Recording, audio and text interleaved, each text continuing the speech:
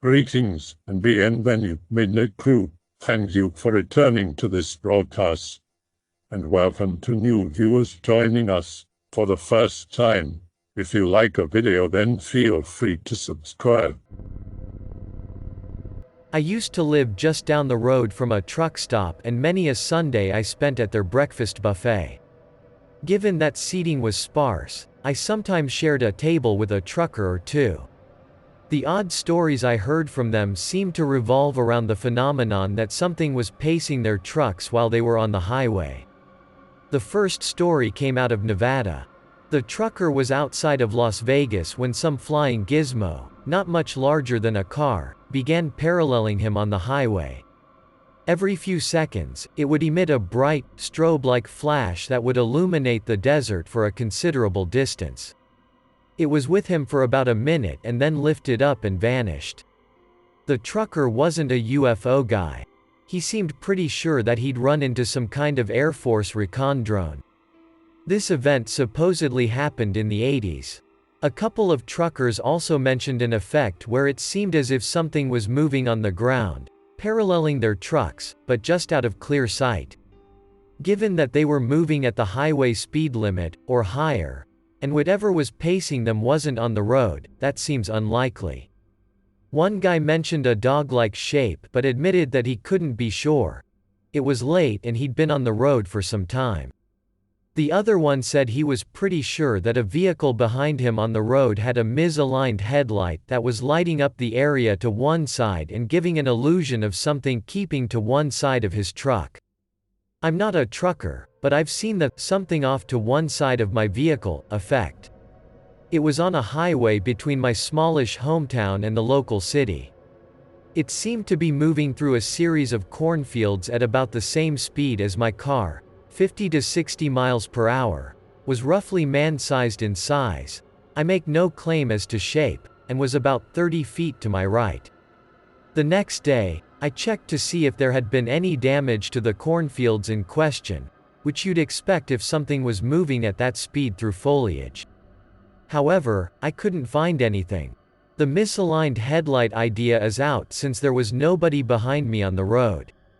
However, there was a full moon and perhaps a reflection off my windshield might have been responsible.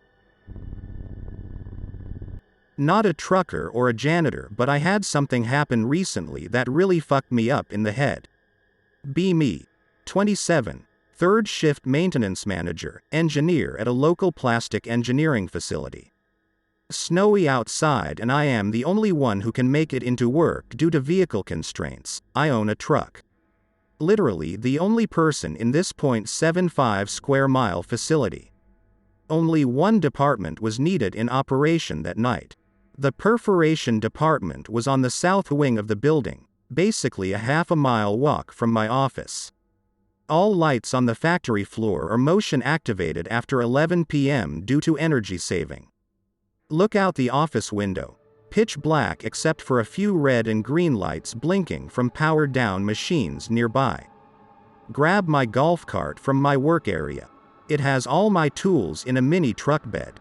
Head down the quality assurance aisle to the perforation department. One row of lights after another flicker on for their scheduled 15 minutes until motion is no longer detected. Get to the performance department. Startup machines 1 to 5, 6 aren't functioning properly. Hydraulic leak coming from one of the valves. Head to grab a new valve from my cart when I notice from the department's front window that lights are being triggered on from the Eastern Wing's molding facility. What the fuck? No one should be here right now. I text all my employees to see if anyone actually made it to work. They all replied no. Walk over to where the lights are being activated. Hear chain links rattling coming from a wooden pallet rack. It was hanging on the bar. No strong drafts in the building could do that. Suddenly, the lights started to flicker. I thought the storm caused it. Lights about 300 feet from where I was standing turn on. Walk over towards a coworker's office. See a reflection in his window. A woman in a white dress with long black oily looking hair was standing there swaying ever so lightly. Nope. .jpg be stupid and ask if she's alright. Her head stamps toward my direction. No sound comes out of her mouth. She was slightly transparent, I was barely able to see through her. She had what looked like a Victorian-style dress that was coated in mud and looked like it had been thrown into a river. I freaked the hell out and booked it back to my office. I ran inside, locked the door and pulled down all the shades. Immediately called my supervisor and freaked out, asking if he had ever seen anything like that. He said it was probably nothing. Hangs up on me. Peek out of the shutters and see more areas of the facility's lights being triggered. Occasional flickering and banging sounds. Waited until it stopped and I went home. I'm not gonna lie, that night scared the shit out of me, but it hasn't happened since. I like ghost hunting and stuff, but that was a little too confrontational for my likes. Hope it wasn't too shitty of a story for you guys. B16. Live in North Carolina. Girlfriend's parents have been out of town, so I've been staying at her house. Her mom texts her and says they'll be back around 5 a.m. the next day. Wake up at 3 a.m. to walk home, just in case they come home earlier than 5. It's a little over 7 miles back to my house. Pitch black out. No fucks given, the air is nice and my music is good. Decide to walk down Old Raeford Road because it's kind of a shortcut. Hear a scratching sound. iPod was on max volume, whatever was scratching was loud. Pause my iPod for a better listen. Definitely scratching, sounds like claws on pavement. As I get closer to the bridge, I see something moving in the middle of the road. Looks like an animal that's sitting on its butt and slumped over. If you've ever seen a cat or dog sit on its butt, you know what I mean. There's tons of wild dogs and raccoons in North Carolina, so I'm starting to feel a little relieved. I get closer and see that this thing is huge. Most definitely not animal-sized. All the while, it's still scratching. I get about 30 feet from it and it stops scratching. I stop walking and pull out the butterfly knife I'd probably be too scared to use anyways. It slowly turns its head towards me and props itself up onto 2 legs. Tactically shit my pants. This is where I die. Suddenly, I hear a sound. That sweet, sweet sound. A car is in the distance, faint headlights in my peripheral vision. This thing and I are just staring at each other. Almost as if we were seeing who would run first. Car is getting closer. Just before the car's headlights would have illuminated the thing, it takes off running to the left. I start sprinting and don't stop until I'm by the lake park, where there's no trees on either side of me. Keep iPod off and walk the rest of the way home. Beautiful sunrise as I get into my neighborhood. Pass out on my couch, tired but alive. I still have no idea what the fuck that thing was. Pick related is Old Raeford. Red is where I was, black is the thing. This isn't exactly about trucking or late night stuff, but something creepy that happened to me. Move into the house when I was like 2, just barely remember moving. One of those big old houses in a suburb, upstate New York. I think it was built in the early 1900s but had been updated a couple times. Always remember being creeped out by the basement. Couldn't go down there by myself. Got a feeling of dread whenever I was down there. Normal being a little kid being scared of the dark shit. Anyway, make friends in the neighborhood. One kid that was like 4 to 5 years older than the rest of the crew. Was probably 10-ish and we got talking about spoopy stuff. Older kid like 15 at the time said someone died in the basement from self-end. What's side mean? Goes into detail about it. Apparently the dude who lived there before hung himself on the rafters. Probably just an old superstition. Ask my parents about it. They say that's ridiculous and the older kid was just trying to scare me. Feel a little relieved, but I feel like they're lying to me. Leave their room but stay outside the door to listen. Apparently the guy who lived here before inherited the house from parents. Neighbors say he never left the house, never kept it up, always was shut in with all blinds closed. They never actually said if he self-ended himself here or not, so I was still unsure about the whole thing. Fast forward 5 years. Got over the fear of the basement pretty much. Still creepy, but I'm not a little kid anymore. We have a cat that likes to roam around and kill shit. Always wants to go into basement to fuck around. Someone won't know the cat is in the basement and shut the door. She scratches on the door to let us know to let her out of the basement. Normal to hear scratching from the basement door.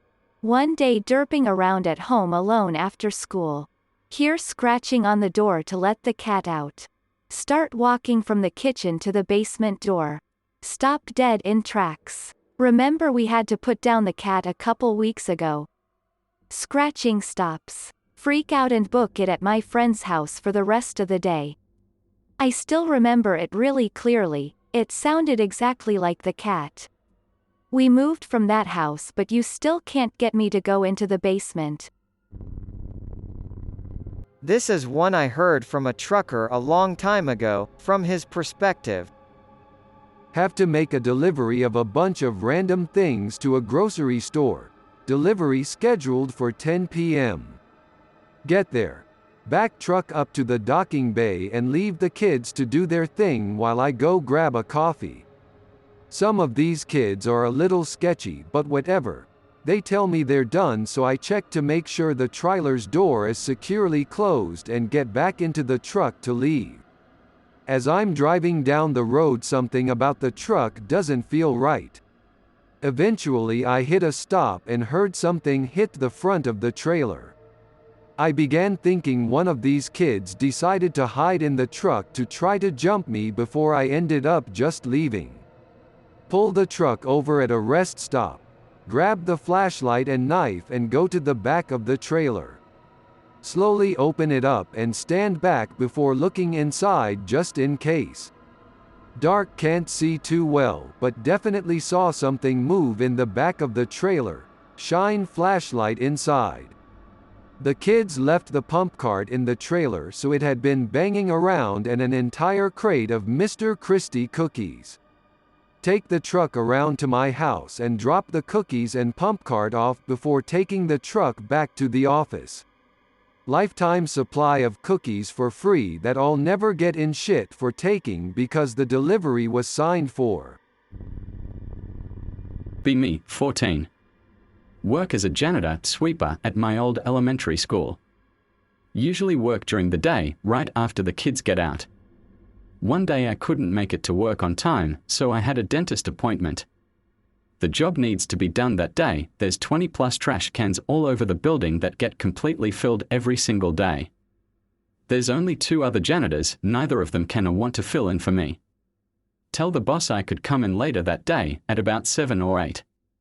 She gives me keys to the building. Later, 8 p.m. Only one there. It's dark out. Lock the door behind me. Turn all the lights on. Begin my job, vacuum all the rooms, take all the trash out to the dumpster in the back. In the main office, taking out small trash cans under desks. Lights turn off in the hallway. What?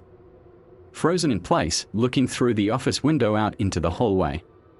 Office lights are still on, shining a small amount of light into the hallway. Still pretty dark out there. Something walks past the window in the hall. Nope. No fucking way, that was my imagination. Run over to office door and lock it. The lights to the school are in the office where I am at. There's no way anybody turned the lights off without me seeing. The switch to the hall is on. I flip the switch off and back on. Lights turn on. Call the boss and ask if she's in the building. I'm at home. Tell her somebody is in the building. I locked myself in the office. She's on her way. She lives about 20 minutes away. Call Dad and tell him to get his ass down here, ASAP. Make him stay on the phone with me the entire time. Eyes locked on the hallway. Back against the wall. Dad arrives at the front door. Quickly unlock the office door and run to the front door. Outside of the building now. We wait for my boss to get there. She calls the police and tells them there's an intruder in the building. Police searched the entire building for hours, nothing. All windows and doors locked. No signs of intrusion. Worked there for almost a year after that and nobody ever experienced anything like that again. Night work story here. Be 18. Worked at a restaurant in a small town. Usually worked the morning shift but had to work a double shift to cover an absent coworker. Other coworkers know I have never closed before and start to joke around. Tell me stories of how the place is different at night. One story was about how a worker who recently quit saw something crawling around the kitchen. Sounds like a bunch of bullshit to me, laugh it off. They look at me dead seriously before they head on home. Closing time. Completely alone. Kinda spooked but not terribly. Everything is fine, just get done vacuuming the place. I begin to check the cook line and prep area for any crap on the floor that I missed. Decided it was clean enough and shut off the lights and began to walk back to the front of the building. Just about to clock out and I hear what sounded like a pot falling on the ground.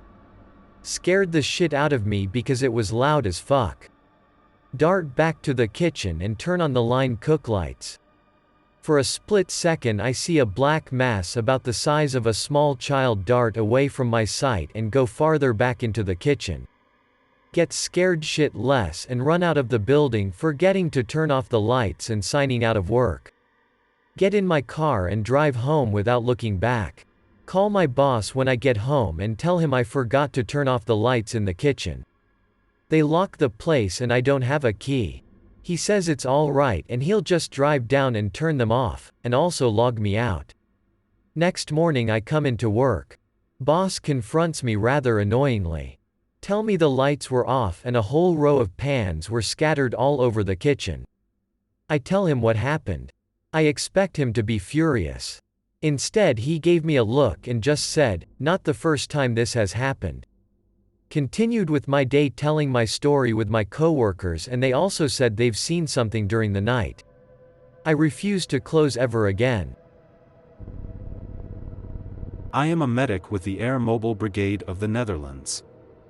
I made good money and decided to try and make my dreams of flying come true, because I initially tried out for a helicopter pilot. I joined an aero club stationed at an old naval airfield. One day. Be the last one to leave the hangar. Unplug all devices so they don't cause an electrical fire. Planes inside hangars are expensive as shit, 100 km plus. Later at night I remember not unplugging the water boiler, as everything the aero club owns besides the planes, it's old and does not switch off automatically. I was staying with my parents for the weekend and decided to do the drive back to the airfield in one go while driving back home. I drive the car 5 kilometers around the runway. We never ever enter the runway if we don't absolutely have to. There are no lights nearby because the airfield is no longer in use. Complete darkness. Beautiful stars. The aero clubs are the only users and the airfield is closed at night. I realize I'm completely by myself and there is not another person around for at least 2 kilometers. As I lock up the hangar after unplugging the water boiler, I heard moaning in grass on the runway side. I scream, "Hello? Anyone out there?" I hear faint moans, like someone is in pain. Help me. I freak the fuck out. Hang in there. I'm coming. Maybe some scavenger who took a bad fall? I get in my car and shine the headlights into the field surrounding the runway. Maybe like 30 out of 50 people laying in the field. Stretching their arms at me. Begging with desperate eyes. All bleeding heavily through their clothing and some out of their orifices. I freak the fuck out. I grab my phone and dial 112, our country's alarm number. While I look back at the people, I realize they are wearing military uniforms and the arms stretched out to me are like fog. Fucking choke. Throw the phone on the passenger seat. I race 110 km/h over that fucking runway towards the gate and leave the fucking airfield. The history of that place is staggering. It has been a military base since Roman times. It was where the Germans first invaded my country and where rookie kids with hardly any training had to fend off the German invasion, armed only with repeaters. They were slaughtered in minutes. Did I dream? Nope. I got a fine for prank calling the emergency services on my cell phone in the mail. I just paid the damn fine. They are building houses there now. I wish them sleepless nights for defiling my beloved airfield with their shitty housing project. Fucking nope every time I on that airfield after sunset. I used to drive 18-wheelers cross-country, USA. Here are a few strange things I saw out on the roads in the middle of the night. One time driving south on 35 through Texas, I saw a flock of birds taking off from a horizon of trees. The sun was setting behind them, so all I could make out were hundreds of these bird silhouettes lifting off into the sky. As I'm watching them fly away, coming from behind them appears a gigantic shadow in the shape of a bird, much bigger than the flock of regular birds before it. I stretched my arm out to it and spread the fingers of my hand, and even at a distance just over the horizon, this thing's wingspan was longer than from the tip of my thumb to the tip of my pinky.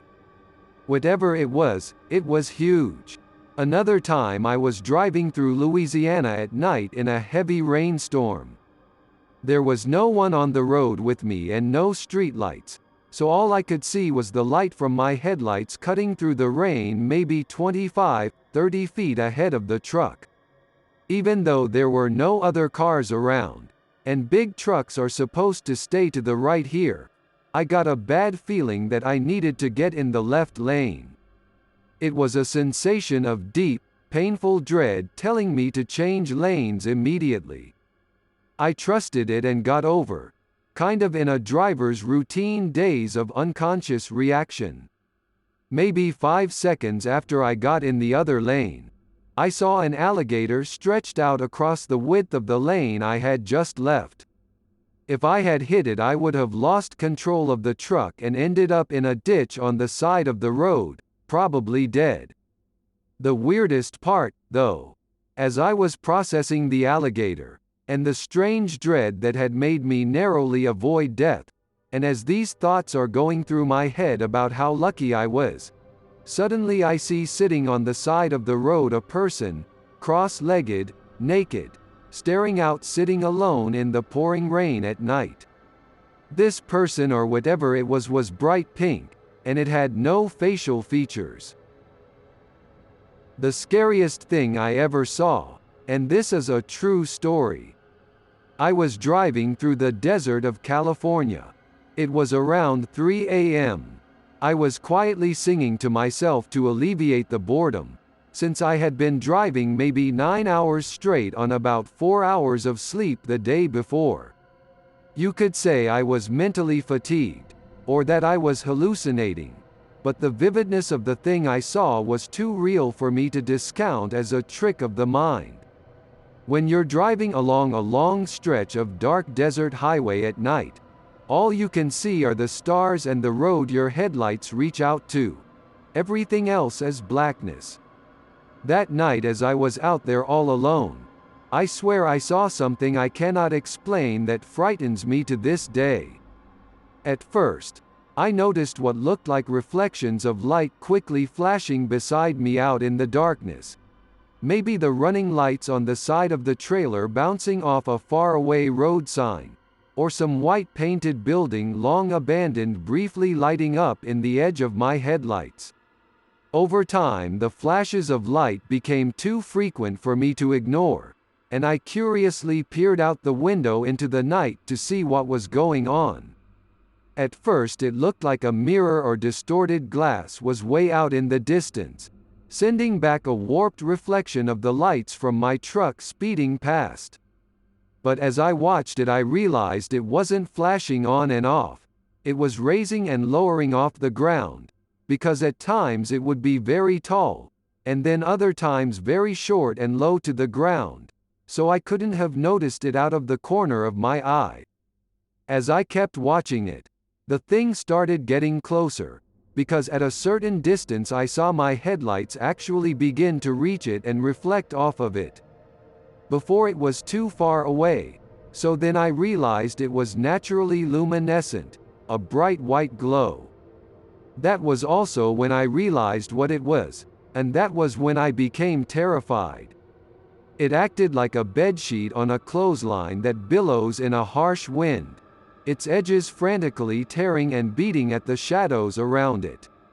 It had the shape of a human, so you can imagine the arms and legs flapping insanely like long white ribbons as it ran through the desert along with me. I think it knew I had seen it, because it moved just to the edge of the road, keeping pace with my truck going 60 miles per hour the entire time, and remained in an upright state.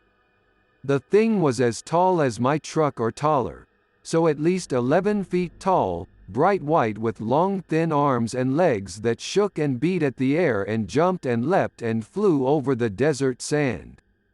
I had no reaction but fear, and no idea what I could do, so I just kept driving out of instinct, and eventually after a few thousand feet the thing stopped, shooting back into the blackness behind me, reflecting in my mirror like a kite taken swiftly away by the breeze.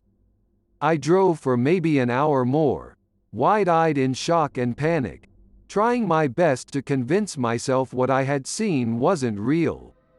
The description of the creature might not seem threatening, but the sight of it, tearing along beside me, whipping around like it did. I couldn't process it, so my mind naturally made me afraid of it. I have no idea what the thing was, if it was trying to make me look at it, or if it even cared I existed. But I'm positive it was real, because when I had almost convinced myself it was imagination, and when I was finally beginning to feel okay with what had happened, I saw it again, standing on the edge of the road, leaning or draping itself against a highway road sign, facing me as I passed. The last glimpse of it may have been clouded or altered by my fear, or by my increasing mental fatigue, but I swear I vividly remember the look of this thing as I drove by, like the folds of its thin torso, or the shadowy imperfections in its white luminescence, coming together in the shape of a leering, toothy smile. I hope that you enjoyed tonight's broadcast. If you enjoyed tonight's story, then please subscribe to the channel, as more green texts will appear daily. A new broadcast will appear when the clock strikes midnight Central Time.